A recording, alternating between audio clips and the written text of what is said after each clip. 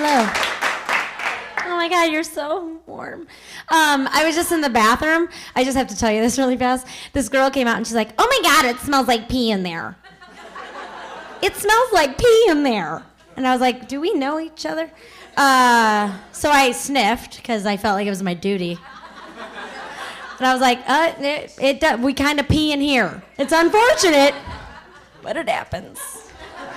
I think I'd be a little bit more thrown off if I walked in and I was like, is that brisket? Somebody's making a very intricate meat dish in here. It's perplexing.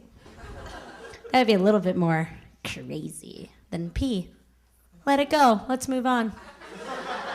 Let it go. I'm from Chicago. I just moved here about a year ago. And, yeah, that's right, woo. And I work with a lot of tall, thin, beautiful blonde girls. I wait tables. I know, it's crazy. I don't know if you've seen me. I'm short and stout. I wear glasses. Brown hair. This is fake red you're looking at. It's fake. I have adult acne, which I'm working on, so nobody feel bad for me. But she came up to me the other day and she was like, oh my God, that guy just said I reminded him of Barbie. And I was like, okay. You do, she looks like Barbie, like her hands like this. She looks like Barbie. She's not rocker Barbie. I'm just saying. I proceeded to tell every Barbie she was not to make myself feel better. And then she wanted to get real deep by the soda machine. She was like, well, what do you get all the time? I mean, everybody gets somebody. Who do you get? And I'm like, Sally Field. I get a lot. She's doing osteoporosis commercials right now, so I'll totally take her. You know what I mean? Like, sure, I'd do those right now if they asked me. They're like, I heard a crick in my knee. I would totally sign that contract. Oh my God. Someone just called me beautiful. And I'm wearing my glasses. Oh, don't make me take them off. Thank you. That was really nice. I just want to... I actually discovered something about myself this year over the holidays, that I will fight an 8-year-old for pudding. I'll fight him. There was one pudding cup left at our Christmas Eve event. This 8-year-old doesn't have a job. I have a job. So we wrestled. I won. I love pudding. It is good. It's delicious. And what's great about pudding is that the spoon goes perfectly with the pudding cup because it's scooping the deliciousness into your mouth. You know what I mean? But there's a point when that spoon stops doing its job and there's still pudding in the cup. Do you know what I'm saying? And you'll scrape for days. You still won't get it out. That's when you have to put the spoon down, glance around to check who's watching, and go in with your tongue. On occasion, I'll cut that crap open and lick it. I'll get it done. I'll take what's mine. I fought for it. It's delicious.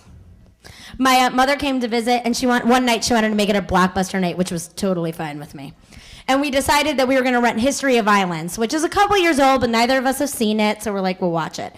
If you're not familiar, History of Violence has Maria Bello and Viggo Mortensen. Can't say his name, so I'm just going to let it go. It's going to be wrong the entire time. But we're watching it, and the scene comes out where Maria Bella's wearing like a cheerleading uniform.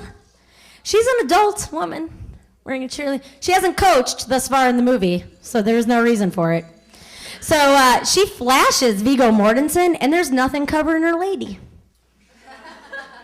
And I think to myself, this is going to be bad. Like an explicit sex scene's about to take place. I just want to be clear, my mother and I have made a special effort to act as if sex doesn't exist. I don't even know if that chick has a do you know what I mean? Like, we don't talk about it. So, of course, Viggo Mortensen goes up to her, flips her into a 6'9". Right in front of me and my mom. Right on the thing there. So, at this point, I'm starting to sweat a little bit because it's getting really uncomfortable. We're not making eye contact.